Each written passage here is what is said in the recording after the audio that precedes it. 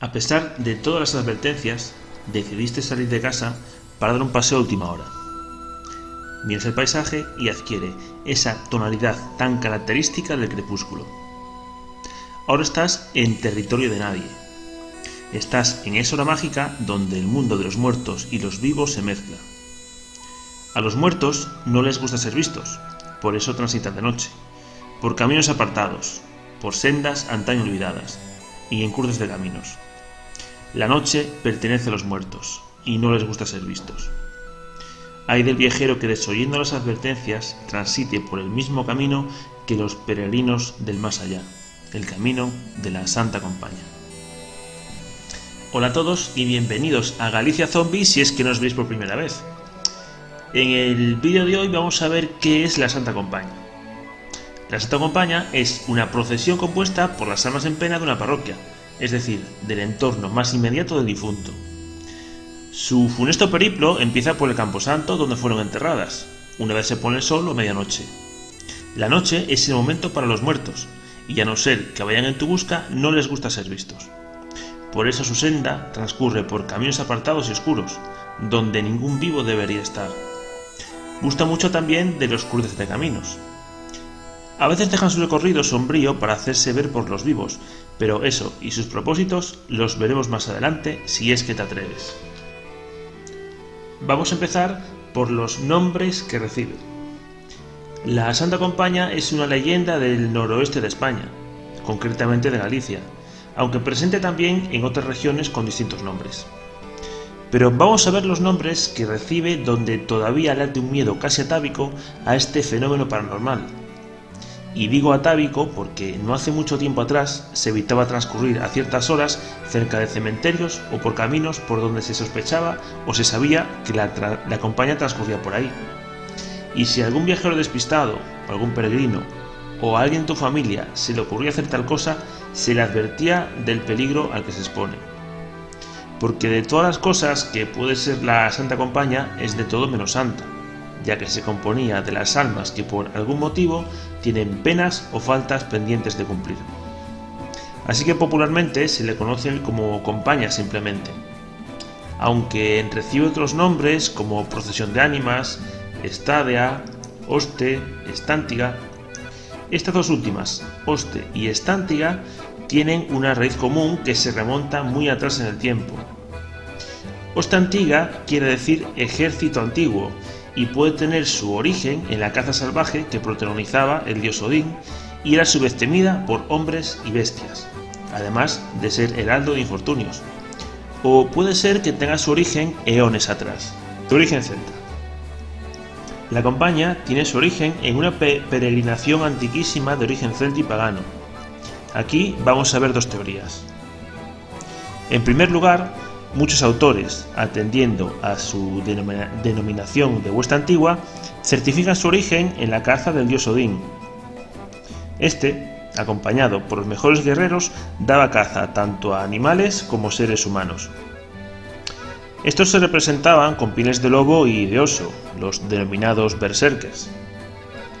Además de esto, en la mitología escandinava, las valquirias conducían a los muertos en combate al Valhalla, que viene del término Walishalla, que significa el salón de los caídos. En segundo lugar, vemos su origen celta. En Galicia se pueden observar petroglifos, que son rudimentarios grabados en piedra, de aproximadamente unos 3000 años de antigüedad. Estos muestran una comitiva de almas en pena, de un grupo de cazadores siguiendo un ciervo. El ciervo tenía en su antigüedad un significado esotérico, como conductor de almas. Este ciervo era enviado por los dioses para guiar a la comitiva de guerreros o almas hacia el más allá. Posteriormente, desde la Edad de Bronce hasta principios de nuestra era, tiene lugar en Galicia la cultura castreña. Recibe su nombre de los poblados amurallados donde residían, ya que era una cultura guerrera que competía por los recursos, a veces escasos, de los que disponían en el lugar en el que habitaban. En esta cultura tenemos un dios llamado Bandua, un dios guerrero y conductor de ánimas, con una función similar a la de Odín. Este dios Bandua realizaba con los muertos una peregrinación solar antiquísima que acaba en Finisterre, el fin de la tierra y donde muere el sol, donde acaban todos los muertos de Europa. ¿Y hacia dónde se dirigían entonces? Pues este dios pagano conducía atados a los muertos siguiendo ese camino hacia una isla, el Tir na Nog, que significa tierra de la juventud. Allí los recibía el dios Cernunnos con los brazos abiertos para recoger a los muertos que trae Bandua. Hay que señalar que la palabra celta viene del griego keltoi, que usaban para denominar a todas las tribus que provenían del norte del Danubio. No era entonces una cultura homogénea, y si a esto le añadimos el aislamiento de Galicia, tenemos una cultura, costumbres y deidades diferentes de Europa e incluso en España. Antes de seguir con el tema del que trata este vídeo, me gustaría ahondar un poco en la festividad del Día de los Muertos o el Halloween americano y el porqué de su celebración. Una vez más, viene de un rito pagano, en este caso una celebración celta llamada Samaín o Samaín, muy importante en este pueblo, ya que lo consideraba su fin de año, que coincidía además con el fin de las cosechas. Samaín entonces significa el fin del verano. Y es que uno de los problemas de nuestra sociedad radica en que estamos completamente desconectados de nuestro entorno y del medio natural que nos rodea. No así en el pueblo celta y otras culturas, que observaban que en el mes de noviembre, ya bien entrado el otoño, los árboles perdían todas sus hojas, los días empiezan a menguar, apoderándose así la oscuridad de sus vidas, y la savia de los árboles se enterraba, por así decirlo, en sus raíces, y los frutos del inframundo, como las setas y los hongos, empezaban ya a emerger. Así, en esta noche de tránsito, los celtas creían que los difuntos se apoderaban del reino de los vivos. Entonces, para protegerse, nuestros antepasados encendían hogueras para espantar a los muertos, o se disfrazaban para confundirlos y dejaban regalos o golosinas para que los muertos no entraran en casa a molestar o asustar a los vivos. También pensaban que esa noche su muerto más viejo iba en la búsqueda de los muertos que hubiera podido haber en ese año.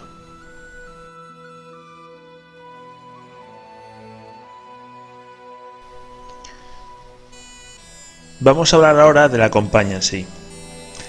La compaña está compuesta principalmente por las almas en pena de los muertos de la parroquia, y en general se compone de los siguientes personajes. Encabezando la comitiva va una persona viva, que realiza la peregrinación con el resto de la comitiva fúnebre. Como dato curioso, hay autores que dicen que el vivo puede ir en espíritu. Su ánima abandona el cuerpo de noche y sigue al fúnebre cortejo. Sí que hay coincidencias en los objetos que porta el vivo, la cruz, el hisopo y el agua bendita. En ausencia de un vivo, estos objetos son portados por el muerto más antiguo del cementerio. Dicho esto, ¿cómo se libra el vivo de este tormento? Muy fácil, si entrega a otro incauto todos estos objetos que está obligado a llevar, se libra del castigo. Una vez hecho esto, muere a los pocos días debido al cansancio al que ha sometido a su alma. Más adelante veremos cómo nos podemos defender en caso de que nos encontremos con la compaña. En segundo lugar, tenemos al muerto más antiguo del cementerio. En caso de que no haya una persona viva en la comitiva, la procesión va encabezada por el muerto más antiguo del cementerio. A este muerto se le conoce como Estadia, sobre todo en la parte noroccidental de Galicia. Según los autores o los testimonios, este muerto es más alto que los demás. Otra figura que encabeza la compañía es un demonio, que además resulta que es cojo, o democoxo, tal y como se le domina aquí en Galicia.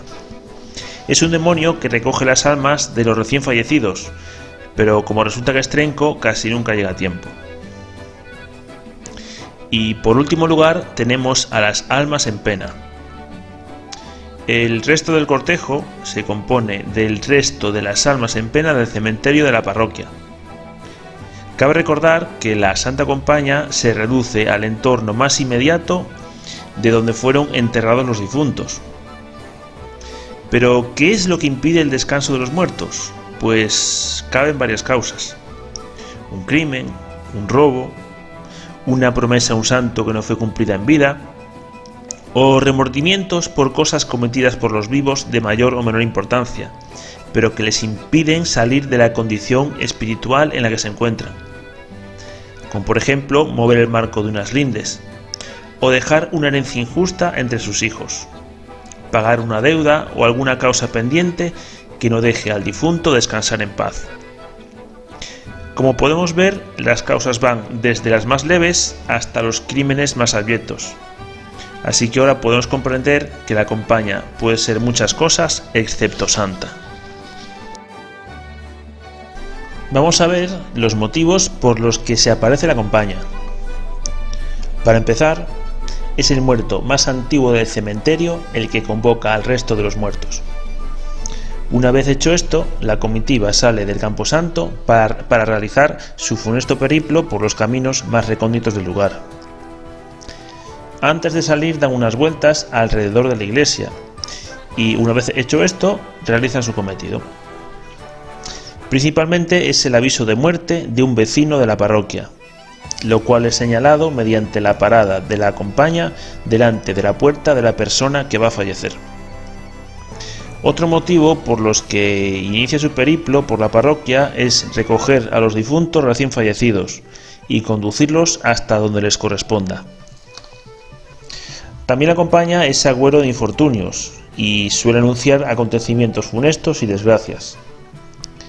Y por último, los difuntos que tienen una causa pendiente se aparecen a un familiar o un amigo de confianza para realizar lo que se conoce aquí en Galicia como requerimento, es decir, una petición por la cual quieren solucionar cualquiera de las causas mencionadas anteriormente para que su alma pueda finalmente descansar en paz.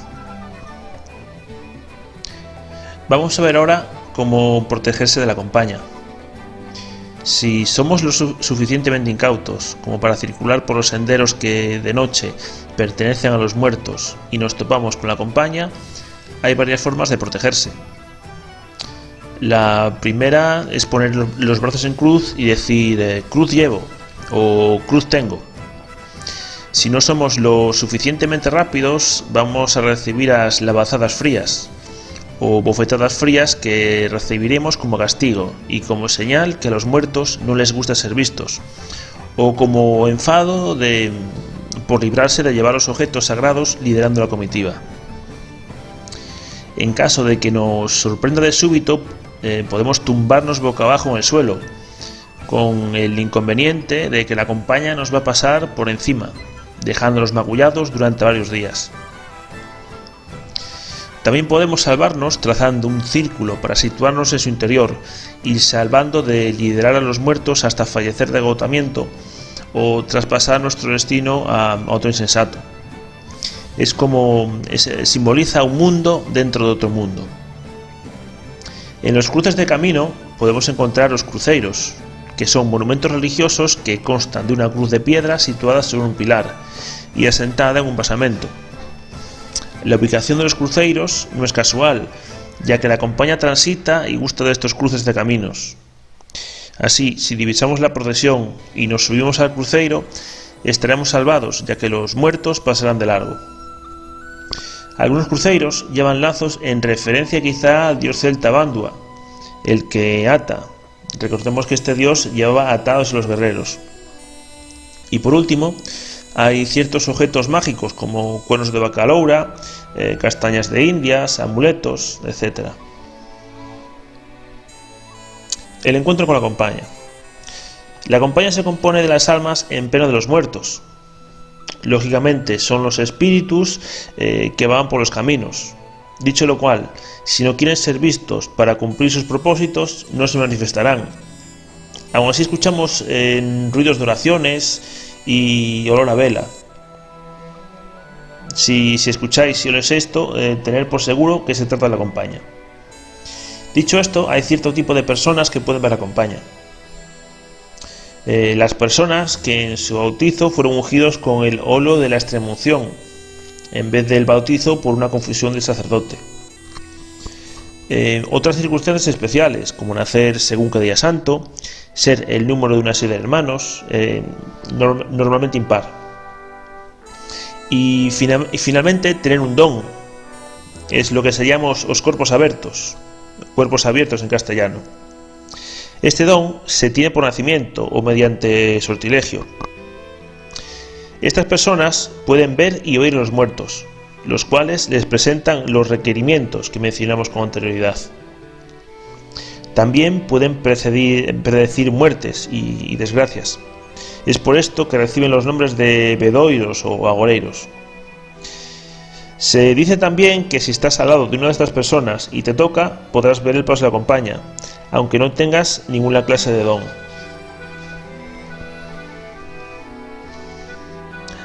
Vamos a ver en este apartado por dónde discurre y qué indumentaria llevan. La compañía parte al ser llamada por el muerto más antiguo del cementerio de la parroquia. Antes de salir y como penitencia dan unas vueltas a la iglesia recitando sus oraciones.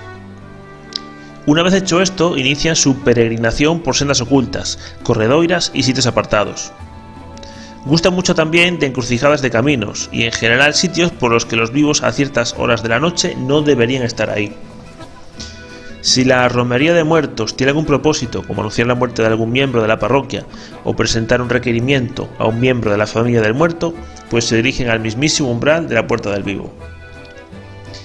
En cuanto a la indumentaria de la compañía, la gente que la ha visto dice que lleva túnicas, otras vestimentas religiosas. Otras dicen que van envueltas en un sudario y otras tal y como fueron enterradas. Además de esto, todos llevan unos huesos encendidos a modo de velas. Como esto se puede interpretar que no es una procesión santa, donde sí se llevan velas, a modo de contraposición santo y no santo. Ya para terminar, vamos a ver en este apartado la Santa Compañía y la cristianización. Una de las razones de la riqueza mágica de Galicia se debe a su aislamiento y al obispo prisciliano. Las creencias priscilianistas y su éxito se basaron en la sincretización de dioses y creencias celtas con y en el cristianismo. Así los druidas se convirtieron en obispos, y los dioses y rituales paganos celtas no terminaron de desaparecer. Esto se puede ver en el arte celta cristianizado y en la santificación de los dioses como Bandua, que pasó a ser San Torcuato, que quiere decir portador de torques. Los torques son una especie de collares que se entregaban a los guerreros más valerosos por una determinada hazaña. También, debido a su etimología, torque, que significa jabalí. El jabalí es un animal sagrado para el pueblo celta, símbolo de muerte y resurrección. También tienen una simbología social, religiosa, monetaria, en la que no vamos a entrar para no alargar más el vídeo. Otra importante deidad celta cristianizada es Santa Brígida, antes la deidad solar Brigitte, muy querida por los celtas. Era la diosa de la sabiduría, la poesía y la adivinación. Otra forma de cristianización es plantar literalmente una iglesia o su altar encima de un altar pagano. Claro ejemplo es la iglesia de Santiago en A Coruña. Y ya para terminar el vídeo, el adjetivo de santa se añade a principios del siglo XX, como por ejemplo en Valle Inclán en su obra Romance de Lobos, quizá para acercar la percepción religiosa para entender mejor la compañía, haciendo referencia que se trata de las almas del purgatorio haciendo penitencia por sus faltas en su tránsito al cielo cristiano. Y para terminar, una reflexión. Es curioso como en diferentes culturas existe una especie de guía hacia el tránsito al más allá, como las mencionadas valquirias que acompañaban a los guerreros más valerosos al Valhalla, o el Xoloitzcuintle, el perro que guiaba a los aztecas al Mictlán. Algo común a todo ser humano que nos hace pensar en primer lugar en la existencia de una vida póstuma, y al parecer en un guía que nos ha de acompañar. No sé por qué mientras hacía este vídeo me vino a la cabeza el libro del Dr. Moody, Vida después de la vida, donde hizo una comparativa entre personas que han estado muertas clínicamente de diferentes culturas y países, y todas tienen un patrón común. El patrón común es una luz brillante al final de un túnel oscuro y alguien que nos viene a buscar, un familiar y dependiendo de la cultura, un personaje religioso.